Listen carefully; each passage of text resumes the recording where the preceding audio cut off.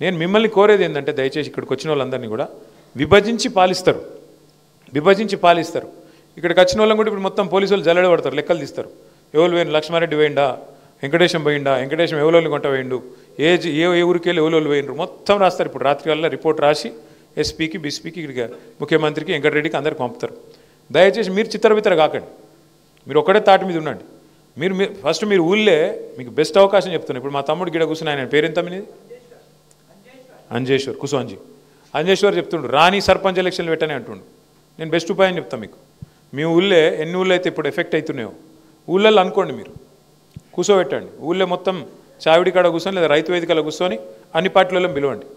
అరే మరి చెప్పుర్రాబాయ్ మీ సంగతి ఏంది, మొత్తం పార్టీలో అంతా కూడా తీర్మానం చేయండి, మీరు అందరు కలిసి వస్తారా లేదా. మీరు ఒకవేళ కలిసి వచ్చి ఒక పద్ధతి మీద ఉంటే చూస్తాం, లేదంటే మేము అవసరమైతే ఎలక్షన్లు బాయ్కాట్ చేస్తాం, మేము వాళ్ళం కూడా ఓట్లో పాల్గొనమని చెప్పి అవసరమైతే ఒక నిర్ణయం తీసుకోండి. ఏమవుతుంది దాంతో, ఏమో అయిపోతుంది వెంటనే ప్రభుత్వం పడిపోతుంది అని కాదు, కానీ కనీసం రాష్ట్రంలో ఉన్న ప్రతి ఒక్కరికి మీ సమస్య తెలుస్తుంది, కేంద్ర ప్రభుత్వం దాకా మీ సమస్య పోతుంది. ఎందుకు బాయ్కాట్ చేసిరు వీళ్ళు, ఏం అవసరం ఉంది అంటే పై నుంచి కింది దాకా గడ్కరీ నుంచి ఇక్కడ ఉండే ముఖ్యమంత్రి దాకా ఆలోచనలు పడతారు. నిజంగా కూడా ఇక్కడ జరుగుతుంది ఏందండి, ఆడ ఆల్రెడీ NH 161 ఉంది, ఆల్రెడీ ఉన్నది, దానికి కల్పినాం మనం గతంలో, మీకు యాదకుందో లేదో కల్పినాం. ఇప్పుడు వీళ్ళు వచ్చి దాన్ని మారుస్తాను ఎందుకు, సరిగా ఏమేమన్నాయో వెనకాల ఏం చేతులు మారినాయో మొత్తం ఎట్టెట్టనో, ఇక వాళ్ళకి ఢిల్లీకి పైసలు పంపాలి కదా, కుర్చీ కాపాడుకోవాలంటే పాపం ఢిల్లీకి పైసలు పంపుకోవాలి. లేకపోతే వెంకటరెడ్డి ఎప్పుడు ఎత్తుకపోతాడో, ఉత్తమ్ కుమార్ రెడ్డి ఎప్పుడు ఎత్తుకపోతాడో, పొంగులేటి ఎప్పుడు ఎత్తుకపోతాడో ఈయన భయం. పైసలు పంపాలి, మూటలు పంపాలి, కాపాడుకోవాలి. కాబట్టి ఆడనో ఈడనో కమిషన్ల కోసం దందా చేస్తున్నట్టున్నారు. రెండోది ఇక్కడ కిషన్ రెడ్డి ఉత్తరం రాసిండు, ఇప్పుడే చూసిన నేను, దామోదర్ రెడ్డి ఇచ్చిండు. కిషన్ రెడ్డి గారు కేంద్ర మంత్రి, ఆయన కూడా ఉత్తరం రాసిండు. ఒక దిక్కు 25 కిలోమీటర్లు ఉంది, ఇంకో దిక్కు 45 కిలోమీటర్లు ఉంది, ఇదేం పద్ధతి, శాస్త్రీయంగా లేదు, దీన్ని చక్కగా చేయండి అని కేంద్ర మంత్రి కిషన్ రెడ్డి కేంద్ర మంత్రి గడ్కరీకి రాసిండు. మరి కేంద్ర ప్రభుత్వం ఏం చేస్తుంది ఇలా, మరి వాళ్ళన్నా ఒకటి తీసుకోవాలి కదా నిర్ణయం, ఇది మేము ఒప్పుకోము, ఈ అలైన్మెంట్ ఒప్పుకునే సమస్యనే లేదు, గతంలో ఏదైతున్నదో దాని ప్రకారం అన్న పోండి, లేదా శాస్త్రీయంగానన్నా చేయండి, మొత్తం ఓ పద్ధతి ప్రకారం చేయండి అని చెప్పాలి. నేను మొన్న దామోదర్ రెడ్డి గారు ఇంకా కొంతమంది మిత్రులు వస్తే కూడా నేను ఆ రోజు కూడా చెప్పిన వాళ్ళకు, ఇది కాంగ్రెస్కి రాములు గారు, ఇది కాంగ్రెస్కి ఇదేం కొత్త కాదు. గతంలో ఔటర్ రింగ్ రోడ్ వేసేటప్పుడు కూడా ఇదే పద్ధతిలో అష్టవంకరలు తిప్పారు ఆ రోడ్ను. ఎక్కడ వాళ్ళ భూములు వస్తే పక్కకు తిప్పుతారు, ఎక్కడ అవతలలో వేరే భూములు ఉంటే అండ్లకి వెళ్ళి కొంచెం పోతారు. అట్లా వీళ్ళకి కొత్త ఏం కాదు ఇది. మీరు యాద పెట్టుకోండి, ఒక 2-3 పాయింట్లు దయచేసి ఎవరైనా చదువుకున్న పిల్లలు ఉంటే యాద పెట్టుకొని రాసుకోండి. భూమి బదులు భూమి ఇవ్వాలని మీరు పెట్టిరు ఇలా. కాంగ్రెస్ గతంలో ORR చేసేటప్పుడు కొంతమందికి ఇచ్చింది, ఇష్టం అనుకున్న వాళ్ళకి ఇచ్చింది భూమి బదులు భూమి. మీకు ఆ కేసు కూడా మా లాయర్లకు చెప్తే ఆ కేసు వివరాలు కూడా మీకు ఇస్తారు. TG వెంకటేష్ గారికి ఇచ్చిండ్రమ్మా, ORRలో కొంతమందికి భూమి బదులు భూమి ఇచ్చారు. మీరు భూమి బదులు భూమి కావాలనుకుంటే వాళ్ళు ఉంటే కొట్లాడచ్చు, ఎందుకంటే లేకపోతే మీరు ఎంత అడిగినా ఎంత చెప్పినా మార్కెట్ విలువకు రిజిస్ట్రేషన్ విలువకు పొంతన లేదు. అట్లా కావాలంటే అట్లా కొట్లాడచ్చు, లేదా మీరు అన్నట్టు అలైన్మెంట్ విషయంలో శాస్త్రీయంగా లేదు అన్న మాట కన్నా కొట్లాడచ్చు, మీరు మాట నిలబెట్టుకోండి అన్న కొట్లాడచ్చు. ఏదేమైనప్పటికీ అన్నిటికన్నా ముఖ్యమైనది, అన్నిటికన్నా చాలా కీలకమైనది ఏంటంటే మీ ఐకమత్యం. మీరు చెదిరిపోతే చిత్తరబిత్తరైతే మిమ్మల్ని ఎవడు కాపాడలేడు. నేను ఇక్కడ నిల్చొని ఎన్ని డైలాగులు కొట్టినా, ఇంకోళ్ళు బయట పోయినాక ఎన్ని మాటలు మాట్లాడినా, మీరు ఐకమత్యంగా లేకపోతే, ఒక తాటి మీద లేకపోతే మాత్రం ఏది కాదు. కేసీఆర్కు ఎన్నేళ్ళు పట్టింది తెలంగాణ తెచ్చేందుకు? 14 ఏళ్ళు పట్టింది. ఏమిటికి, ఎందుకైంది ఆ సమస్య? మనలో ఐకమత్యం లేకనే. అదే మనం 2009లో కేసీఆర్ గారు నిరాహార దీక్ష చేసినాక ఎట్లయితే అందరం ఒక లైన్ మీదకి వచ్చినామో, అదే కనుక మనం 5-6 ఏళ్ళ ముందే వస్తే తెలంగాణ కూడా ఎప్పుడో 2006-04లోనే వచ్చేస్తుండే. నేను మీకు ఎందుకు చెప్తున్నా ఈ మాట అంటే, ఇప్పుడు మొదటిది జరగాల్సింది, ఏ గ్రామంలో అయితే ఏ సర్వే నెంబర్లు అయితే పోతున్నాయో ఆ గ్రామస్తులందరినీ దయచేసి ఒక తాటి మీదకి తీసుకురండి.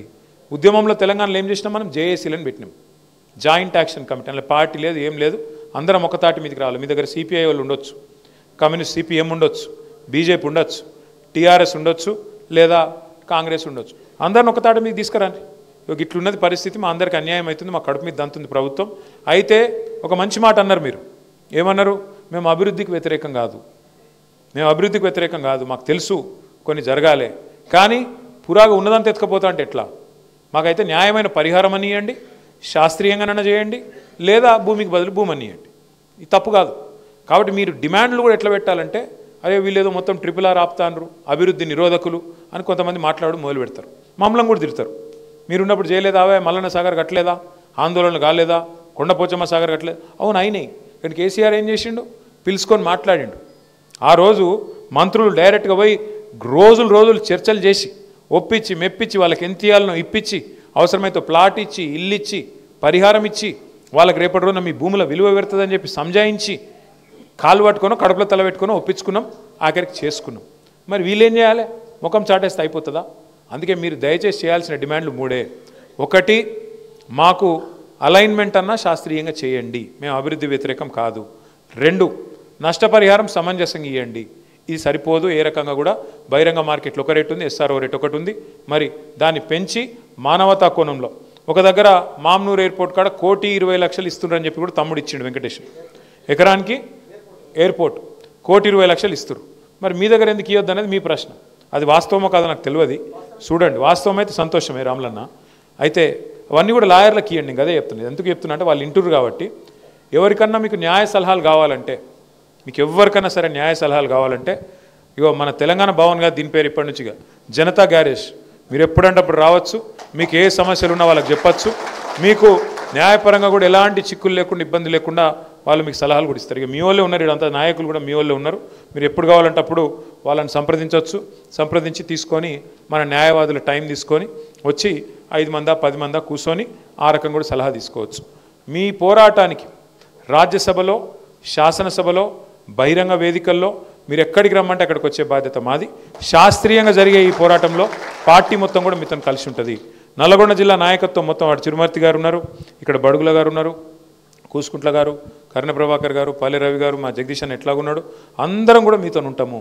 మీరు ఎక్కడ పిలిచినా వస్తాం, మీతో పాటు గొంతు కలుపుతాం.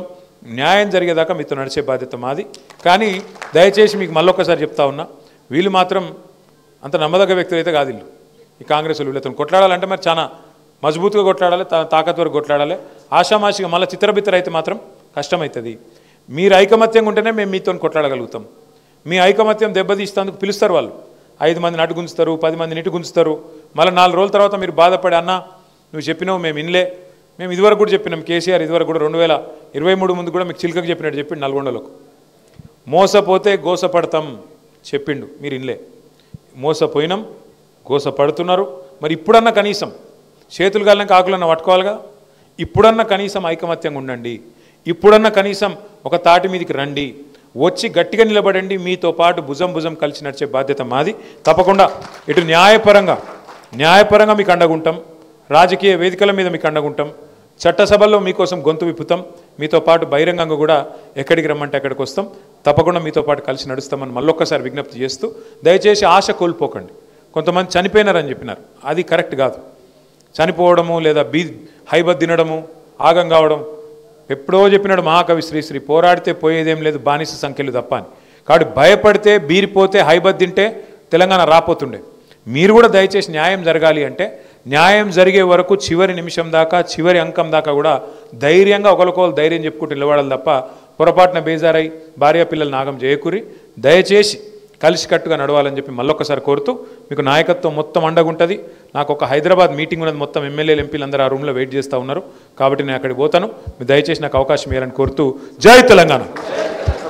అన్న అసెంబ్లీ జరిగినప్పుడు కూడా అసెంబ్లీలో ఖచ్చితంగా శాసన మండలిలో కూడా మీ తరపున గొంతు ఇప్పే బాధ్యత మాది. జై తెలంగాణ. అండగా ఉంటానని హామీ ఇచ్చినందుకు కృతజ్ఞతలన్నా.